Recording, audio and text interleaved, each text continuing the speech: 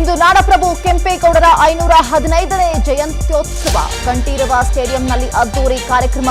ಸಾಧಕರನ್ನ ಗುರುತಿಸಿ ಸನ್ಮಾನ ಮಾಡಲಿರುವ ಸಿಎಂ ಡಿಸಿಎಂ.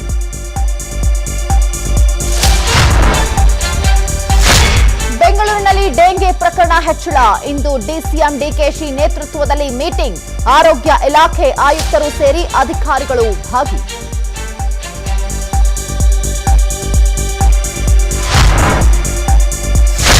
ರಾಜ್ಯದ ಹಲವೆಡೆ ಅವಾಂತರ ಸೃಷ್ಟಿಸಿದ ವರುಣ. ದಕ್ಷಿಣ ಕನ್ನಡ, ಕೊಡಗಿನ 3 ತಾಲೂಕುಗಳ ಶಾಲೆಗಳಿಗೆ ಇಂದು ರಜೆ. ಇತ್ತ ಪಡಿಲು ರೈಲ್ವೆ ಬ್ರಿಡ್ಜ್ ಅಂಡರ್ ಪಾಸ್ನಲ್ಲಿ ಸಿಲುಕಿದ ಕಾರು.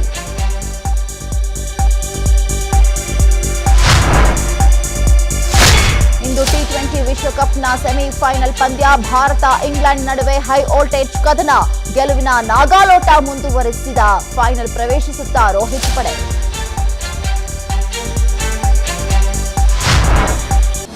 ಅನುಕ್ಷಣದ ಸುದ್ದಿಗಳಿಗಾಗಿ ವಿಸ್ತಾರ ನ್ಯೂಸ್ ಯೂಟ್ಯೂಬ್ ಚಾನೆಲ್ ಸಬ್ಸ್ಕ್ರೈಬ್ ಮಾಡಿ.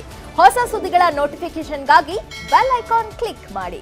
ಲೇಟೆಸ್ಟ್ ಅಪ್ಡೇಟ್ಸ್ಗಾಗಿ www.vistaranews.com ವೆಬ್ಸೈಟ್ಗೆ ವಿಸಿಟ್ ಮಾಡಿ. ಅಂಗೈಯಲ್ಲೇ ಜಗತ್ತಿನ ಸುದ್ದಿ ತಿಳಿಯಲು ವಿಸ್ತಾರ ನ್ಯೂಸ್ ಕನ್ನಡ ಆಪ್ ಡೌನ್ಲೋಡ್ ಮಾಡಿ.